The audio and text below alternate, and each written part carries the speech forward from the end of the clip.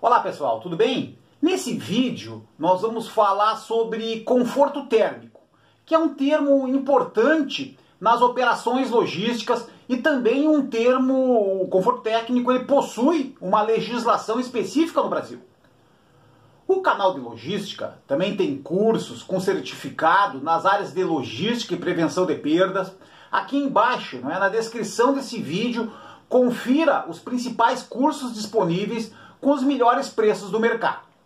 Então, nesse vídeo a gente vai estar fazendo uma introdução, explicando, falando um pouquinho sobre o conforto térmico e depois vamos falar então das principais soluções que podem ser obtidas para uma operação logística.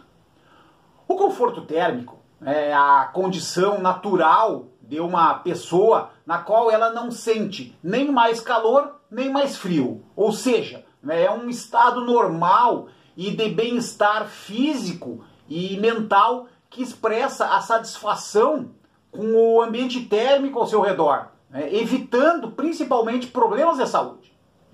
A CLT, que é a Consolidação das Leis do Trabalho, ela ainda fala que conforto térmico é aquela sensação de adequação térmica do corpo em relação ao ambiente em que está inserido, ou seja, quando não sente nem calor nem frio dentro do ambiente. No Brasil, existe uma legislação do Ministério do Trabalho, exposta na norma reguladora 17, e diz que as condições de ambiente do trabalho em relação à temperatura, elas devem ser mantidas entre 20 graus centígrados e 23 graus, graus Celsius, a velocidade do ar em 0,75 metros por segundo e a umidade relativa mínima de 40%. Então, isso é importante, porque as operações logísticas elas são desempenhadas em grandes depósitos, em grandes centros de distribuição e aonde na maioria dos casos os trabalhadores praticam um trabalho manual e que exige desempenho físico. Ou seja, num centro de distribuição, num depósito, os colaboradores gastam energia, necessitando então condição de temperatura confortável e adequada. Então, num primeiro momento, a gente, puxa vida, mas Nodari, o que interessa não é a questão do conforto térmico na logística, mas aqui está colocado. Existe uma legislação específica que manda ter no ambiente de trabalho fechado de 20 graus até 23 graus. Então, como é que a grande maioria das empresas, a grande maioria das pessoas não se preocupa muito com isso. Só que realmente quando ocorrem situações muito extremas, de muita temperatura, que a gente vai ver mais adiante, então, geralmente também o teto, a cobertura dos centros de distribuição, eles não têm isolamento térmico. Então, e também por questões de segurança e de higiene, principalmente nas operações com alimentos, por exemplo, não existe aberturas que possam permanecer, não existe portas que possam permanecer abertas para que haja movimentação de ar, tornando o ambiente interno ainda mais quente e abafado. Afora tudo isso, pessoal, o Brasil é um país com clima tropical e geralmente as unidades logísticas elas estão em regiões que no verão possuem temperaturas médias acima de 30 graus. Então, certamente, essas condições de clima e temperatura, elas afetam diretamente a capacidade física e mental dos colaboradores, fazendo com que não se consiga produzir de maneira adequada, gerando desgastes e estresse, principalmente entre as lideranças, as equipes e principalmente com redução de produtividade. Quando se fala em clima e temperatura, é comum a gente associar os índices. No Brasil é utilizado o Celsius, a temperatura em graus Celsius. Nos Estados Unidos, por exemplo, é utilizada a temperatura em graus Fahrenheit. Então, entretanto, né, num ambiente mais técnico e de acordo com a legislação do Brasil, né, esses índices eles não são considerados, eles não são levados, né, eles não são aceitos, não são levados em consideração. Para as medições dos laudos técnicos, né, aceitos na legislação do Ministério do Trabalho, deve ser utilizado um índice chamado de IBUT. O IBUT, a sigla é a redução, né, do termo índice de bulbo úmido, né, termômetro global é um outro tipo de equipamento, é um outro tipo de termômetro que mede, então, a temperatura em IBUT, né, e o IBUT ele considera várias variáveis no cálculo da temperatura, como a umidade do ar do ambiente, a velocidade do ar, a radiação térmica, por exemplo, né, tornando, então, o cálculo da temperatura mais técnico. Então, pessoal, um centro de distribuição, um depósito é quente, no verão é mais quente ainda, né? Existe uma legislação específica, né? O Ministério do Trabalho pode, a partir de uma denúncia, né, fazer visitas nos depósitos, no centro de distribuição, inclusive, se não houver solução, até mesmo fechar um depósito, fechar um centro de distribuição. Então, quais são... quais os recursos utilizados então pela engenharia, pelos especialistas para tornar o ambiente interno de um depósito mais confortável e benéfico para as equipes, principalmente do ponto de vista do calor. A gente destaca aqui 4 situações. A gente vai falar no primeiro momento das condições básicas, aquilo que está mais à mão da empresa, da liderança, né, que a gente pode fazer de imediato. Vamos falar também sobre os grandes ventiladores. Vamos falar sobre exaustores e vamos falar também sobre pintura. Ok?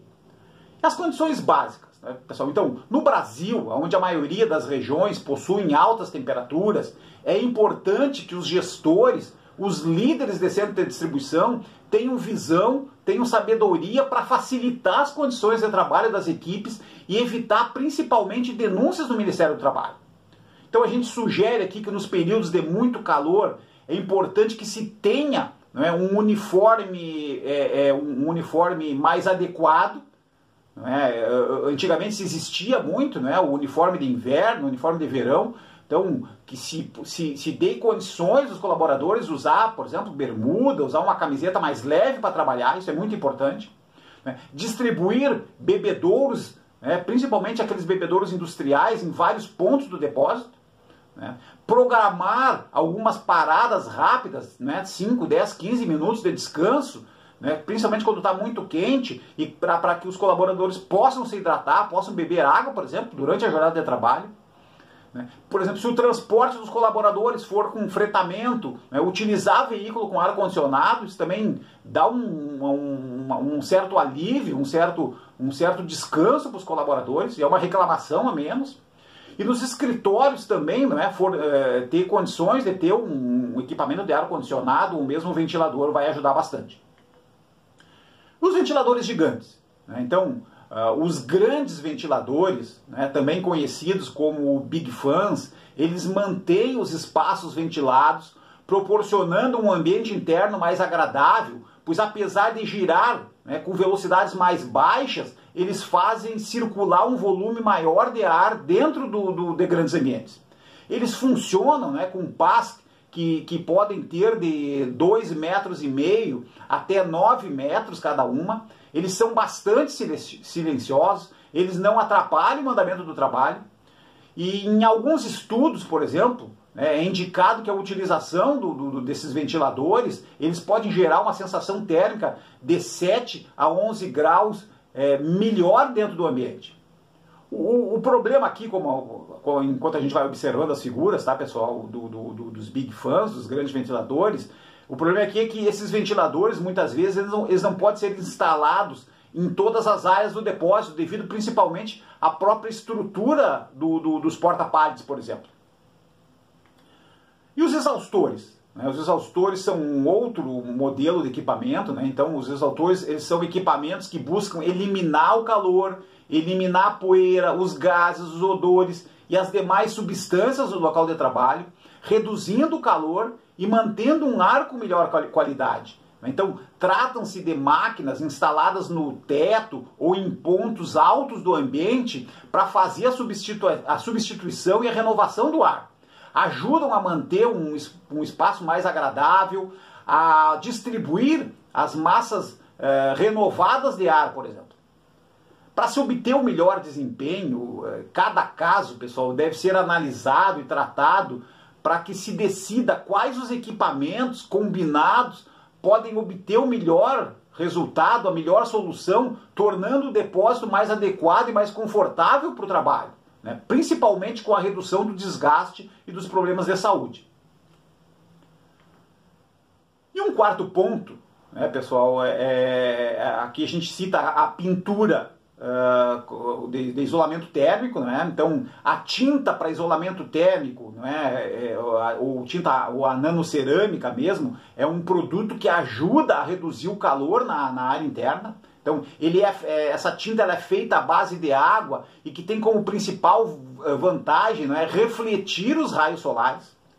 Por ser ótimo isolante térmico, e impermeabilizante, a tinta é bastante utilizada em construções, principalmente nas superfícies externas, como o teto e paredes, sendo mais uma opção a mais, né, que pode ser usada para impedir a entrada do calor e melhorar o ambiente interno. Então é importante reforçar, né, que toda solução de isolamento térmico é uma combinação de vários fatores e depende principalmente de estudos e pesquisas, pois a solução pode variar de caso a caso. Eu cito aqui como um exemplo próprio, né, não vou citar a região, não vou citar a empresa, mas eu trabalhei num centro de distribuição que teve denúncia, e realmente era quente o verão, e foi um verão extremamente quente, né? E várias soluções foram testadas, inclusive a instalação dos Big Fans, mas o que efetivamente resolveu em definitivo o problema foi a pintura, né? Uma tinta branca, tinta de nanocerâmica branca, principalmente nas paredes externas, onde tinha maior incidência de sol durante o dia, e principalmente no teto, na cobertura na parte externa. Ok? Pessoal, então, obrigado pela participação nesse vídeo. Procuramos falar aqui sobre o conforto térmico nas operações logísticas. Muito obrigado.